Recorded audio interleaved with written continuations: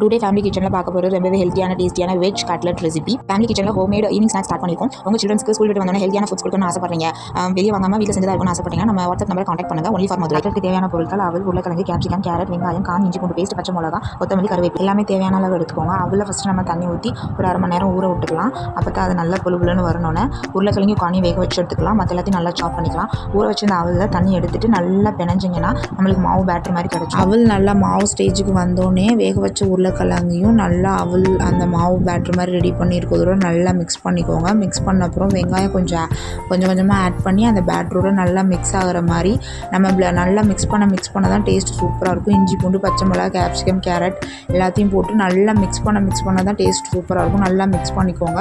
அப்புறம் நம்ம வேக வச்சுருந்த கார்னையும் போட்டு நல்லா மிக்ஸ் பண்ணிக்கோங்க. கார்னையும் நல்லா போட்டு அந்த பேட்டரோட மாவு பேட்டரோட கார்ன் நல்லா மிக்ஸ் ஆகிற அளவுக்கு மிக்ஸ் பண்ணிவிட்டு நம்மளுக்கு தேவையான மசாலா உப்பும் போட்டு அந்த பேட்டருக்கு ஃபுல்லாக எல்லா இடத்துலையும் ஸ்ப்ரெட் ஆகிற மாதிரி மிக்ஸ் பண்ணிக்கோங்க. மிக்ஸ் பண்ணிவிட்டு லாஸ்ட்டாக கொத்தமல்லியை போட்டு நல்லா மிக்ஸ் பண்ணிட்டேன். ஒரு 2 or 3 மிக்ஸ் பண்ணிட்டீங்கன்னா நம்மளுக்கு தேவையான டேஸ்டியான கட்லட்டோட பேட்டர் ரெடி ஆயிரும். கார்ன்ஃப்ளவர் மாவை 2 ஸ்பூன் எடுத்து தண்ணி ஊற்றி மிக்ஸ் பண்ணி வச்சுக்கோங்க.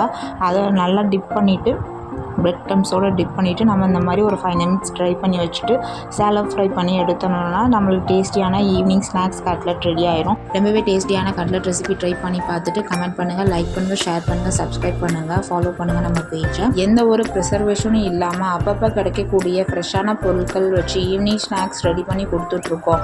உங்களுக்கு இந்த மாதிரி ஈவினிங் ஸ்நாக்ஸ் ஃப்ரெஷ்ஷான ஐட்டம்ஸையும் ஹெல்த்தியான ஃபுட்டாகவும் வேணும்னு நினச்சிங்கன்னா நம்மளுக்கு வாட்ஸ்அப் பண்ணுங்கள்.